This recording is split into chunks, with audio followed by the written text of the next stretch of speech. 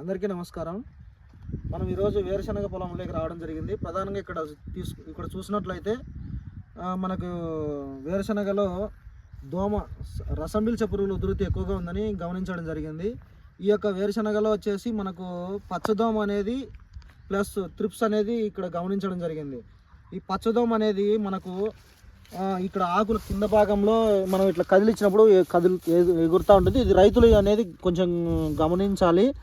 అది ఉందా లేదా అనేది మనకు ఆటోమేటిక్గా కనపడుతుంది అనమాట. ఇక్కడ చూడు దోమ ఉంది కదా, ఈ విధంగా ఇది వచ్చేసి ఆకుల కింద భాగంలో రసం పీల్చడం వల్ల ఈ ఆకుల యొక్క భాగంలో ఇక్కడ వి ఆకారంలో వి షేప్లో వచ్చేసి ఈ ఆకు ఈ పసుపు రంగులోకి మారుతుంది. ఆకు ఇక్కడ చూడొచ్చు, ఆకు పసుపు రంగులోకి మారింది. ఇక్కడ చూడొచ్చు ఇట్లా పసుపు రంగులోకి వి ఆకారంలో ఇట్లా వి షేప్లో మారింది. అంటే ఇది పచ్చదోమ రసం పీల్చడం వల్ల, ఆకు కింద భాగంలో ఉండి రసం పీల్చడం వల్ల ఈ విధంగా మారింది అనేది మనం గమనించాల్సి ఉంటుంది. అదేవిధంగా మనకు త్రిప్స్ కూడా ఇక్కడ పొలంలో ఉంది. త్రిప్స్ అనేది కూడా చాలా ప్రమాదకరమైనటువంటి రసం పీల్చే పురుగు అనమాట.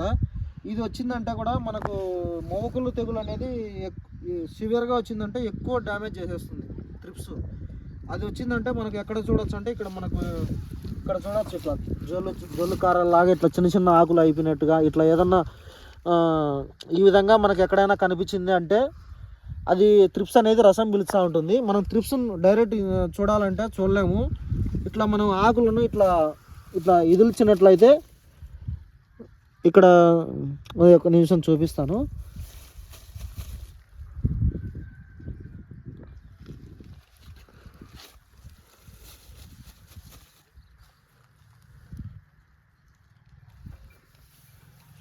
ఒక్క నిమిషం, అది కొంచెం ఇక్కడ చూడొచ్చు, ఇక్కడ అంచు దగ్గర పోతా ఉంది.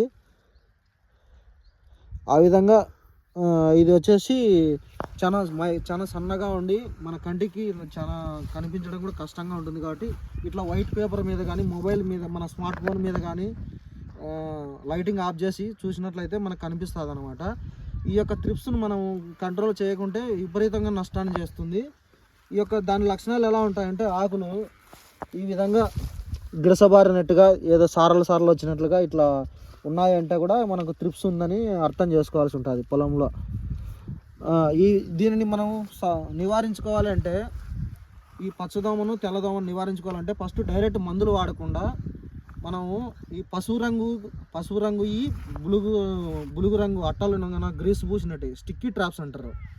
Blue and yellow sticky traps ఒక ఎకరాకు వచ్చేసి 15 నుంచి 20 నాటినట్లయితే అక్కడొకటి పెట్టి మనం పెట్టినట్లయితే ఈ దోమ అనేది దానికి అతకపోయి దోమ ఉధృతి తగ్గుతుంది.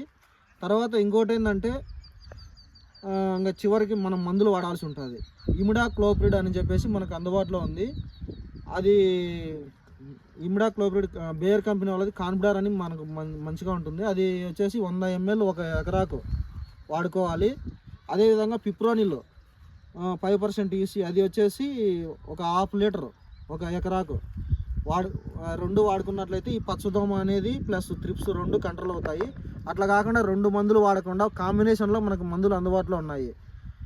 కాంబినేషన్లో అది సివియర్గా ఉందంటే ఆ కాంబినేషన్ మందులు వాడుకోవాలి. కొంచెం కాస్ట్ ఎక్కువ కాబట్టి లెసెంటా అని చెప్పేసి ఇమిడాక్లోపిడ్ 50%, పిప్రోనిల్ 50% ఉన్నటువంటిది లెసెంటా అనేది బేర్ వాళ్ళది అందుబాటులో ఉంది. అది ఎక్కువ సివియర్గా ఉందంటే దోమ అది వాడినట్లయితే ఈ యొక్క దోమ ఉధృతి అనేది సమూలంగా నివారించగలుగుతాము. అది లేదంటే మనకు పోలీస్ అని చెప్పేసి అది కూడా సేమ్ టెక్నికల్ ఇమిడా ప్లస్ పిప్రోనిల్ రెండు కలిసి ఉంటాయి. అది కూడా ఒక 100 గ్రాములు ఒక ఎకరాకు వాడినట్లయితే కూడా ఈ యొక్క ఇప్పుడు చెప్పిన మందులు ఏదైనా ఒక మందు వాడినట్లయితే ఈ యొక్క దోమ ఉధృతిని మనం కంట్రోల్ చేసి మన పొలం నీట్గా చూడడానికి ఇబ్బంది లేకుండా ఎటువంటి దోమల సకింగ్ పెస్ట్ వచ్చి వైరస్లు బారిన పడకుండా కాపాడుకునే అవకాశం ఉంటుంది. ఈ యొక్క విషయాన్ని వేరుశనగ వేసిన ప్రతి రైతుకు తెలియజేయండి. ఇంకా మీరు ఈ కంటెంట్ కనుక మీకు నచ్చినట్లయితే దయవుంచి లైక్ చేయండి, షేర్ చేయండి, సబ్స్క్రైబ్ చేయండి.